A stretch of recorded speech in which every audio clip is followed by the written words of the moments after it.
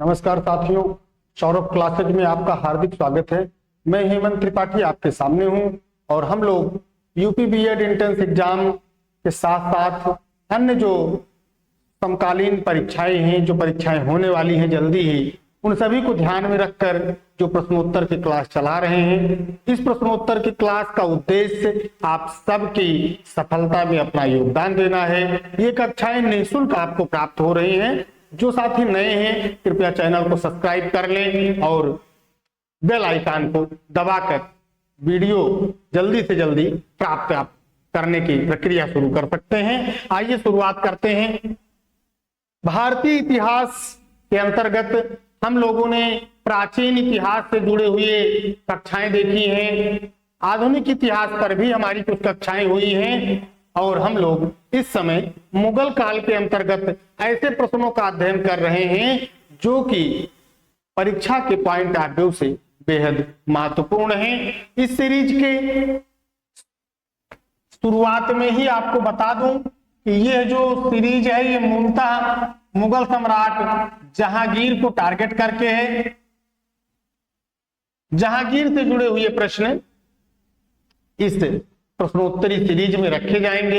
ऐसे प्रश्न जो परीक्षाओं में या तो पूछे जा चुके हैं या पूछे जाने की प्रबल संभावना है। आइए शुरुआत करते हैं। पहला प्रश्न आपके लिए क्वेश्चन नंबर 1, आपको बताना है सलीम के बचपन का नाम क्या था। सॉरी, प्रश्न उल्टा हो गया। आपको बताना है कि सलीम का जन्म किस सूफी संत के आशीर्वाद से हुआ था। ध्यान से सुनेंगे प्रश्न को। मुगल सम्राट जो जहांगीर है उसके बचपन का नाम सलीम है। आपको बताना है कि जो सलीम या जहांगीर का जन्म हो रहा है वो किस सूफी संत के आशीर्वाद से हो रहा है। आपका उत्तर होगा शेख सलीम चिश्ती। शेख सलीम चिश्ती जो कि सीकरी नामक गांव में रहा करते थे, उन्हीं शेख सलीम चिश्ती के आशीर्वाद से कहा जाता है कि अकबर की सबसे बड़ी संतान जो जीवित थे उनमें से जहांगीर का जन्म हुआ और उसी से प्रभावित होकर अकबर ने अपने पुत्र का नाम सलीम रखा। अकबर जहांगीर या सलीम को प्रेम से शेखू बाबा भी कहा करता था। ये आपको सारी बातें ध्यान में रखनी है। आइए दूसरे प्रश्न की ओर बढ़ते हैं। दूसरे प्रश्न की ओर चलते हैं। आपको बताना है जहांगीर शब्द का शाब्दिक अर्थ क्या होता है। जहांगीर जो शब्द है इसका शाब्दिक अर्थ क्या है।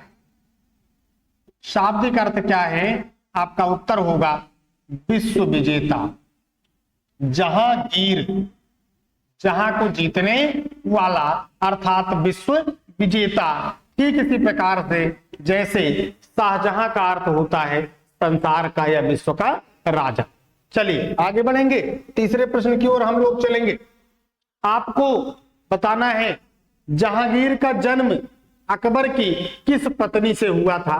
यह सीधे सीधे प्रश्न किया जाए तो जहांगीर की मां का क्या नाम था। जहांगीर की माता कौन थी? उत्तर होगा मरियम उज जमानी। मरियम उज जमानी या इन्हीं को हरखाबाई के नाम से भी जाना जाता है। हरखाबाई। आइए आगे बढ़ें। चौथे प्रश्न की ओर बढ़ें। एक एक प्रश्न आपके लिए महत्वपूर्ण है। आपको बताना है कौन सा मुगल बादशाह अपनी न्यायप्रियता के लिए सर्वाधिक विख्यात है। कौन सा मुगल बादशाह अपनी न्यायप्रियता के लिए सर्वाधिक विख्यात है। और उत्तर होगा जहांगीर। उत्तर होगा जहांगीर। सर्वाधिक न्यायप्रिय मुगल शासक माना जाता है जहांगीर। अगला प्रश्न जो कि इस सीरीज का 5वां प्रश्न है, किस मुगल शासक के समय काल को चित्रकला का स्वर्ण काल कहा जाता है। चित्रकला का स्वर्ण काल किस मुगल शासक के समय काल को कहते हैं। आपका उत्तर होगा मुगल सम्राट जहांगीर। जहांगीर का जो समय है इसे क्या कहते हैं? चित्रकला का स्वर्ण काल। ध्यान रखेंगे साथियों, जिस प्रकार से शाहजहां के काल को स्थापत्य कला का स्वर्ण काल कहा जाता है, ठीक उसी प्रकार से जहांगीर का जो समय है, जहांगीर के काल को क्या कहते हैं? चित्रकला का स्वर्ण काल कहा जाता है। इस सीरीज में कुल 5 प्रश्न हो चुके हैं। 6वें प्रश्न की ओर हम लोग चलेंगे। एक एक प्रश्न आपकी परीक्षा के दृष्टि से बेहद महत्वपूर्ण है। 6वां प्रश्न आपके लिए ये है, खुसरो बाग कहां पर स्थित है? ध्यान से सुनिएगा प्रश्न को। खुसरो बाग कहां पर स्थित है? और आपका उत्तर होगा प्रयागराज। प्रयागराज, जिसे इलाहाबाद के नाम से भी जाना जाता है। यहीं पर जहांगीर के विद्रोही पुत्र खुसरो को लाकर दफनाया गया था और इसलिए उस स्थान को खुसरो बाग के नाम से जाना जाता है। आइए 7वें प्रश्न की ओर चलते हैं। 7वां प्रश्न बेहद महत्वपूर्ण है परीक्षा की दृष्टि से। आपको बताना है किस सिख गुरु को, ध्यान से सुनेंगे, किस सिख गुरु को जहांगीर ने प्रताड़ना देकर मार डाला था? किस सिख गुरु को जहांगीर ने प्रताड़ना देकर मार डाला था? यह प्रश्न को इस तरह भी पूछा जा सकता है कि किस मुगल शासक के शासनकाल में मुगल सिख संबंध खराब हो गए थे? दोनों का उत्तर क्या होगा? उत्तर होगा, ध्यान से सुने, जो गुरु अर्जुन देव थे, सिखों के 5वें गुरु अर्जुन देव, जिन्होंने स्वर्ण मंदिर का निर्माण कार्य पूर्ण करवाया था। गुरु अर्जुन देव को अपने विद्रोही पुत्र खुसरो की सहायता करने के आरोप में जहांगीर ने प्रताड़ना देकर मार डाला था और यहीं से मुगल सिख संबंध खराब होते चले गए। आइए आगे बढ़ेंगे। 8वें प्रश्न की ओर हम लोग चलते हैं। 8वें प्रश्न की ओर, और 8वां प्रश्न है आपके लिए, जहांगीर की संतानों में सबसे योग्य किसे माना जाता है? जहांगीर की जो संतानें थीं उनमें सबसे योग्य कौन था आपको बताना है और उत्तर होगा खुर्रम। खुर्रम, जो बाद में शाहजहां के नाम से, शाहजहां की उपाधि धारण करके शासक बनता है। ये योग्य सेनापति था, एक अच्छा योद्धा था। आइए 9वें प्रश्न की ओर बढ़ते हैं।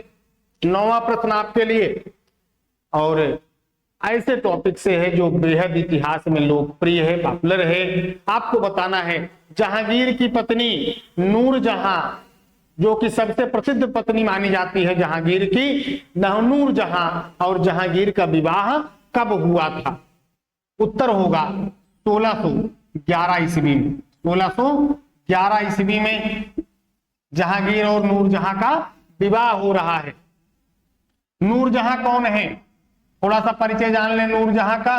नूरजहां की माता असमत बेगम। असमत बेगम, आपसे प्रश्न किया जाता है कि इत्र, गुलाब के फूलों से इत्र निकालने की विधि किसने शुरू की? तो गुलाब के फूलों से जो इत्र निकालने की विधि है उसका आविष्कार किसने किया? नूरजहां की मां असमत बेगम ने किया। और नूरजहां के जो पिता हैं वो है मिर्जा गयास बेग। मिर्जा गयास बेग, मिर्जा गयास बेग को ही एतमाद उद दौला की उपाधि दी गई और जहांगीर के समय इन्होंने राज्य में एक बड़ा महत्वपूर्ण पद प्राप्त किया। नूरजहां का विवाह, जो प्रथम विवाह है, वो शेर अफगन, जिसे अली कुली खां के नाम से जाना जाता था, शेर अफगन या अली कुली खां से हुआ था। उसकी हत्या किए जाने के बाद 1611 ईस्वी में मुगल सम्राट जहांगीर ने नूरजहां से विवाह कर लिया। आइए आगे बढ़ेंगे 10वें प्रश्न की ओर। एक एक प्रश्न और उससे जुड़े हुए तथ्य मैं आपको बताता हुआ चलता हूं और 10वां प्रश्न भी नूरजहां से ही संबंधित है। आपको बताना है नूरजहां का वास्तविक नाम क्या था? नूरजहां, जो कि मुगल काल की एक बेहद प्रभावशाली महिला मानी जाती है, नूरजहां का वास्तविक नाम क्या था आपको बताना है और उत्तर होगा मेहरुन्निसा। आपका उत्तर क्या होगा? मेहरुन्निसा। मेहरुन्निसा जो है यही नूरजहां थी, नूरजहां की इनको उपाधि दी गई थी। आइए 11वें प्रश्न की ओर चले। 11वें प्रश्न की ओर चलें। आपको बताना है पित्रादुरा शैली का प्रयोग सर्वप्रथम किस इमारत में किया गया? किस इमारत के निर्माण में सर्वप्रथम पित्रादुरा शैली का प्रयोग किया गया? प्रश्न उठता है कि पित्रादुरा शैली क्या थी?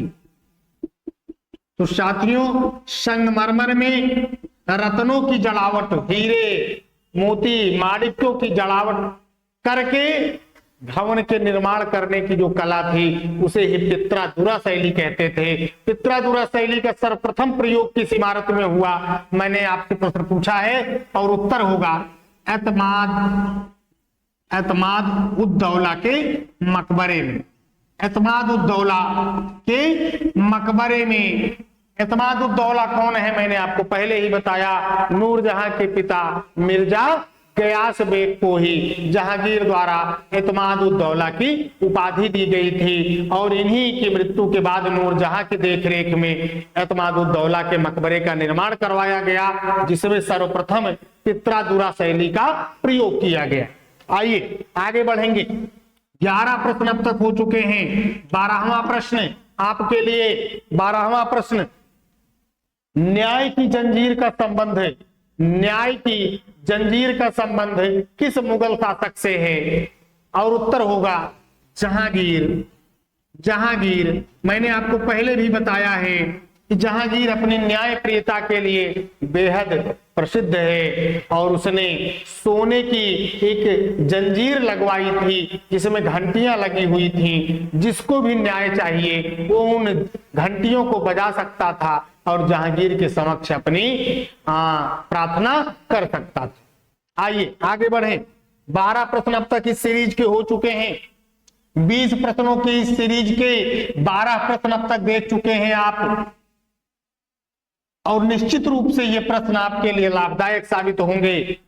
एकदम अपनी तैयारी पे लग जाइए, परीक्षा बहुत नजदीक आ रही है। और ऐसा ही नहीं कि केवल यूपी बीएड एंट्रेंस एग्जाम के लिए, बाकी अन्य जो साथी विभिन्न परीक्षाओं की तैयारी करने में लगे हुए हैं उनके लिए भी यह प्रश्न जीएस की दृष्टि से बेहद महत्वपूर्ण है।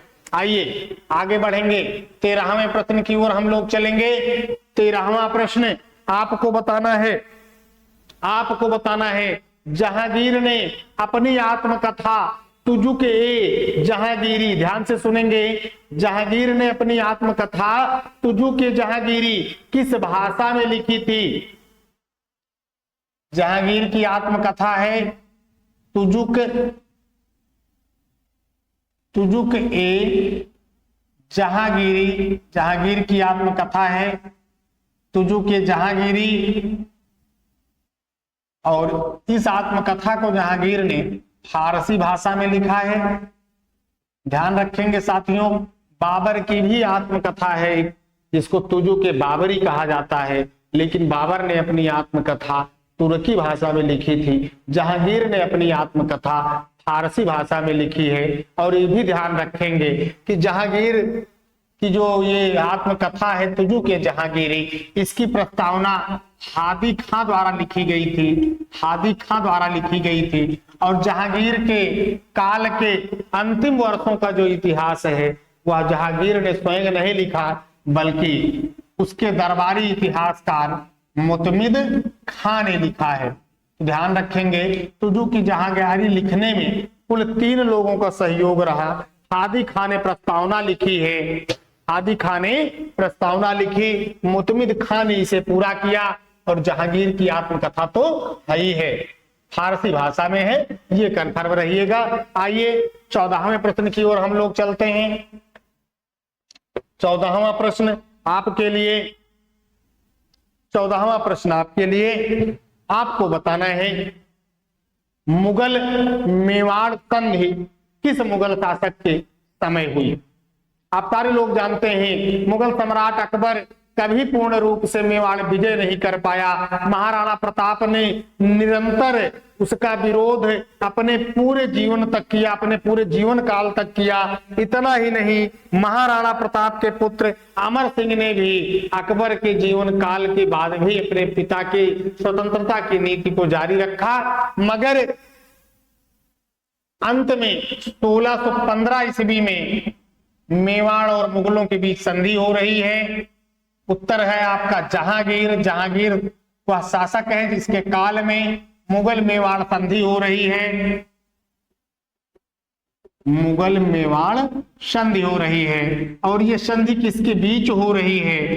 राणा अमर सिंह जो महाराणा प्रताप के सुपुत्र हैं, महाराणा अमर सिंह और जहांगीर के सबसे योग्य पुत्र खुर्रम के बीच हो रही है। खुर्रम के बीच हो रही है, ये आपको ध्यान रखना है। आइए आगे बढ़ें, 15वें प्रश्न की ओर बढ़ते हैं।